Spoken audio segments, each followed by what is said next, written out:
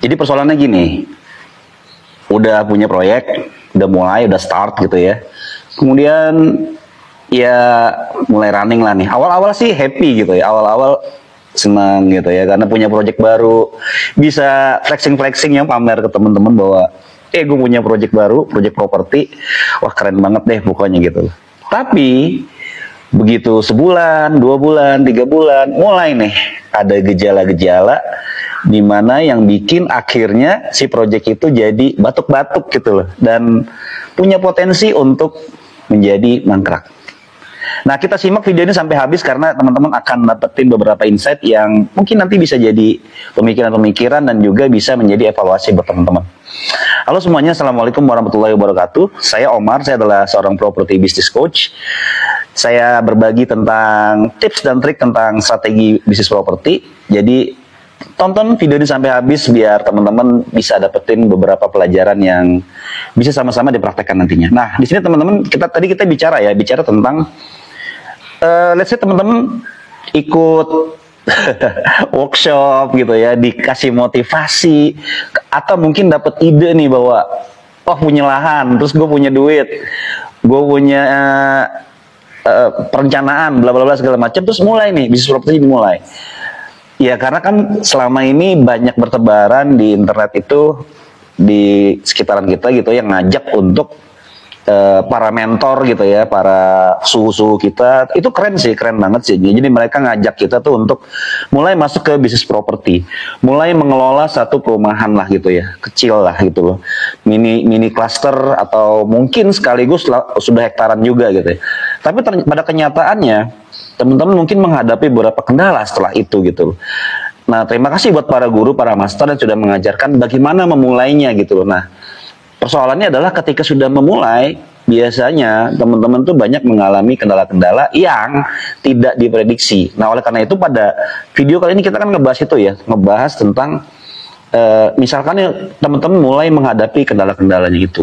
Oke, kita langsung masuk aja ke penjelasannya. Yang pertama tentunya kita harus bicara dulu tentang gejala-gejala kalau proyek teman-teman tuh mulai menghadapi masalah gitu ya.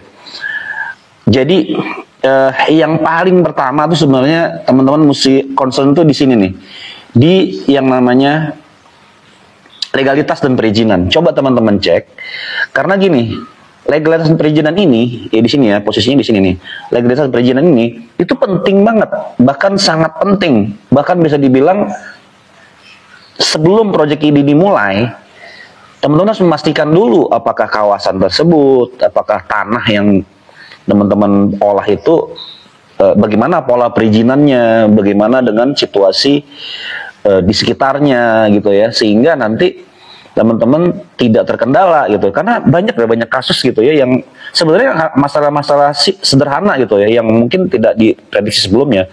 Ya misalkan misalkan si pemilik lahannya itu punya masalah internal dengan keluarganya atau dengan sekitarnya, dengan lingkungannya gitu, sehingga membuat proses dari perizinan itu akhirnya menjadi terhambat. Nah, makanya coba di-detect ya masalah dari perizinan di sini nih, sebelah sini. Gitu ya. Oke, itu satu. Terus yang kedua yang krusial juga kalau saya bilang gitu ya.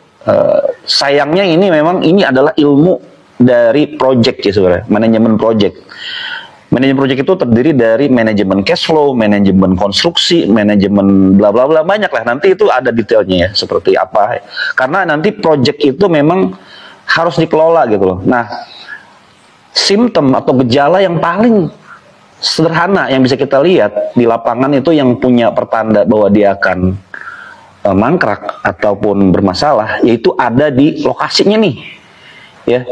Gerbangnya berantakan gitu ya, kan di lokasi juga rumput tumbuh sangat tinggi, kemudian tidak terawat, itu banner-bannernya segala macam, itu orang masuk ke lokasi tuh anyep gitu loh.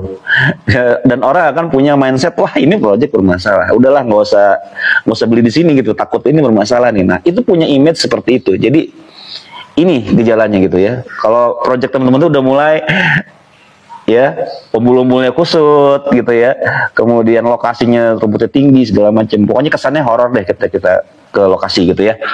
Oke, kemudian yang berikutnya apa? Bermasalah di sini nih, di poin ini, cash flow. Nah, teman-teman, saya perhatikan beberapa kejadian lah itu, bahkan banyak kejadian ya, banyak kejadian. Project properti itu kuncinya ada di cash flow, teman-teman. Kuncinya ada di cash flow. Kenapa saya bilang kuncinya di cash flow? Ya karena memang dia project base ya. Project base itu dia kegiatannya sebenarnya nggak boleh berhenti karena ada waktu yang dia kejar, ada target waktu yang dia kejar. Ya antara dia spend keluar uang dengan uang yang masuk gitu, itu harus balance. Kalau enggak, teman-teman akan mengalami situasi di mana dead cash flow, nggak punya cash flow gitu loh, cash flow nol gitu. Nah sayangnya ini tidak diantisipasi gitu ya. Karena apa? Karena akhirnya karena modalnya modal dengkul ya, sebagaimana workshop yang ngajarin gitu, modal dengkul, akhirnya dari penjualan aja nih, dari sales ngandelin income-nya gitu loh. Padahal ya betul, memang nanti kalau project itu sudah matang, sudah oke, sudah bagus gitu ya, penjualan itulah yang akan menjadi sumber utama gitu loh. Nah, tapi di sini teman-teman juga harus punya yang namanya kemampuan untuk mendatangkan permodalan di saat sales itu sedang turun. Ya, jangan sampai nih sales lagi nggak ada, mau bikin rumah contoh nggak punya uang, mau nerusin perizinan juga uangnya kurang gitu ya, mau hire marketing juga kurang gitu. Itu sehingga akhirnya si project itu jadi stuck gitu. Jadi ini permasalahan di cash flow, teman-teman. Nah, kemudian apa lagi? Nah, yang berikutnya adalah masalah di ownernya nih. Di ownernya. Jadi ownernya nggak punya mindset ke bisnis. Ya. Jadi di sini nanti ada yang namanya business owner mindset. Business owner mindset. Jadi mindsetnya tuh dia harus paham ya, project mulai jalan nih, mulai running, mulai jualan, dapat kredit lah, misalkan pakai kredit bank gitu ya, atau dapat uang investor gitu. Nah itu dia mikirnya tuh udah profit gitu, dia ganti mobil, dia bla bla bla, mungkin ya punya apa lagi di luar gitu loh, sehingga membuat project itu jadi terganggu gitu loh. Nah ini business owner mindset ini juga harus dibangun, karena dia yang nanti akan membenahi segala permasalahannya. Oke, terus solusinya gimana Bang Omar? Oke, dari keempat gejala tadi, saya akan ambil satu angle ya, saya ambil satu angle, yaitu dari sisi si business owner dulu nih, dari sini dulu nih, gitu ya. Oke, solusinya apa? Solusi yang pertama adalah buatlah checklist dari permasalahan yang ada. Buat checklist permasalahan yang ada, apa saja ya. Bahkan mungkin checklistnya itu kayak semacam apa ya, business health check. Nanti kalau teman-teman ikut di pelatihan kita, di webinar kita, itu kita kasih tuh namanya 100 checklist dari bisnis properti itu apa aja yang bermasalah. Nah ini keren banget, jadi nanti teman-teman bisa evaluasi tuh, ada 100 checklist yang bisa teman-teman pakai. Kemudian dari checklist itu ya nanti akan muncul tuh, jadi kita merumuskan masalah gitu. Masalahnya apa sih yang paling ini? Nah, nanti dibuat skala prioritas. Mana sih yang harus saya benahi terlebih dahulu? Seperti itu. Lalu yang kedua apa? Yang kedua di sini ada gambar masjid, teman-teman. Di sini ada gambar masjid. Ini menarik ya. Jadi ketika bermasalah, sebenarnya itu kan tadi kan si owner yang bermasalah gitu. Jadi dia harus banyak-banyak istighfar lah gitu lah, dan memperbaiki ibadah, memperbaiki macam-macam ya. Ngajinya mungkin, nah, kalau yang muslim ya, mungkin kalau yang non muslim bisa dicek lah masalah hubungannya dengan yang di atas gitu. Kenapa demikian? Karena memang di properti itu project yang sangat-sangat intens ya ininya, stressing itu cukup tinggi gitu. Jadi butuh mental yang kuat, butuh pribadi yang kuat, makanya dia harus dekat sama yang di atas gitu. Nah, dengan tujuan apa? Dengan tujuan kalau itu semua udah mulai membaik, maka si owner tuh akan lebih cerah gitu ya, pemikiran yang lebih cerah, kemudian dia bisa lebih melihat masalah tuh jadi lebih clear sebenarnya. Nah, disebutnya ada namanya clarity.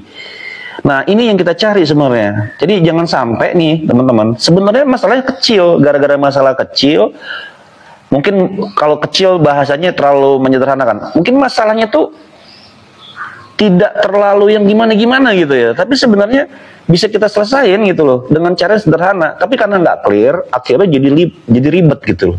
Nah itu yang nanti kita akan gali gitu ya. Nah kalau sudah semua clear segala macam, maka teman-teman nanti akan punya yang namanya di sini action plan. Action plan itu rencana yang solid, yang bagus, yang teman-teman nanti juga butuh didampingi di sini, dibimbing seperti itu. Nah teman-teman, ini semua kita akan bahas di seminar kita ya, di live webinar kita ya, sangat singkat sebenarnya, hanya 3 jaman lah kita ngobrol di sini, kita tektokan, kita akan ngebahas proyek teman-teman. Kenapa saya ingin menyampaikan ini supaya teman-teman nanti bisa menuju ke clarity ini. Nah kalau udah clarity, nanti proyeknya bisa kita urai tuh problem-problem yang ada. Oke, gimana teman-teman sendiri, gimana relate-nya sama apa yang saya sampaikan, atau punya masalah lain, komen di bawah ya. Nanti kita ngobrol-ngobrol lagi, atau nanti saya bisa jawab melalui video berikutnya. Terima kasih. Wassalamualaikum warahmatullahi wabarakatuh. Sukses buat teman-teman semua.